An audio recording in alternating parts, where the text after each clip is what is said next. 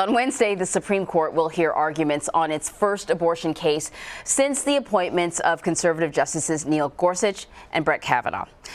If the High Court holds the Louisiana state law at the center of this case, all 3 of the state's abortion clinics would close, making it the first state without one since Roe v. Wade legalized the procedure in 1973. So Kate Smith is here, and she has this report. Hope Medical Group, this is Stephanie. May I help you? The Hope Clinic is one of only 3 abortion clinics in Louisiana. Calls lately have just been, are we still open? But a Supreme Court case being argued Wednesday may cause all of Louisiana's abortion clinics to stop providing the procedure. It would be devastating for all of us, and not just the staff, but for the women that we generally serve. We're now required to give detailed information on the physician that is performing the abortion. Kathleen Pittman has been working here for nearly 30 years. Not just in North Louisiana, but South Louisiana, East Texas, Arkansas, Mississippi. We have patients come to us from Oklahoma.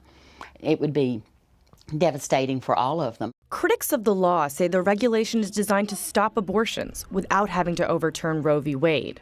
Under this law, doctors providing abortions would need admitting privileges at nearby hospitals. The admitting privileges themselves are next to impossible to obtain. Liz Murrell is Louisiana's Solicitor General, defending the law in front of the Supreme Court. I don't think it's unreasonable to have a law that requires some additional credentialing when the history and the record in this case shows that they don't do any.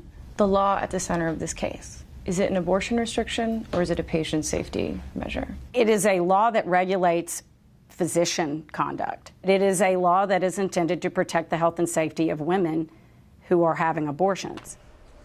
All right, so Kate is joining me now to talk a little bit more about this law. So this law centers around admitting privileges. People may not know what that is and, what that requires a doctor to do in order to have those admitting privileges. So explain to us. So admitting privileges are an ability for a doctor to be able to admit a patient into a nearby hospital. In Louisiana's case, for this particular law, it means that a doctor who provides abortion, if something goes wrong during that procedure, he's able to, or she is able to admit their patient to a hospital within 30 miles. Now, this is pretty common for outpatient procedures for doctors to have these. But the problem for abortion is that abortion is largely a very safe procedure. So at the Hope Clinic, for example, the plaintiff of this case, they've only had 4 hospitalizations in 20 years. So this is something that really just doesn't happen, which makes it so difficult to get them. So when I was talking to the administrator, as you just saw, she said that to get these is nearly impossible. That's because it's a business relationship. If you're only admitting a patient on average once every 5 years, the cost of just having the paperwork, having you in the system, does not make sense for a hospital to give those. Interesting. So basically what you have here is the state has a law, and it requires a private practice, a private hospital, to work with an abortion doctor, a doctor who provides abortions, in a way that doesn't necessarily make business sense, and then in a roundabout way, it shuts down abortion access.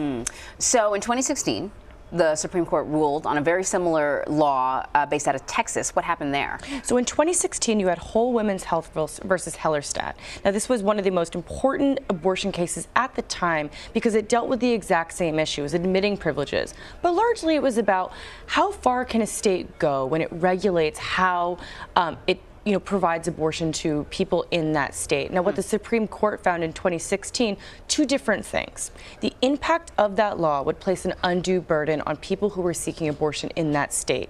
The effect of that law was that it shut down half of the abortion facilities in the entire state. It went from 40 to less than 20. So huge impact on what was going on there. And then the second thing that they found was that these things were medically unnecessary.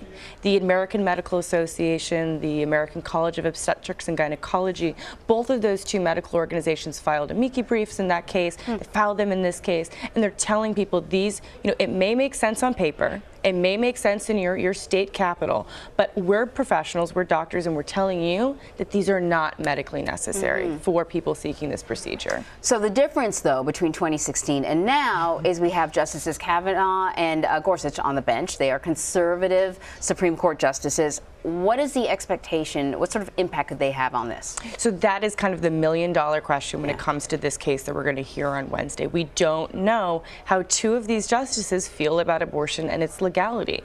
A lot of people believe, especially in conservative circles, that Roe v. Wade has a shaky legal foundation.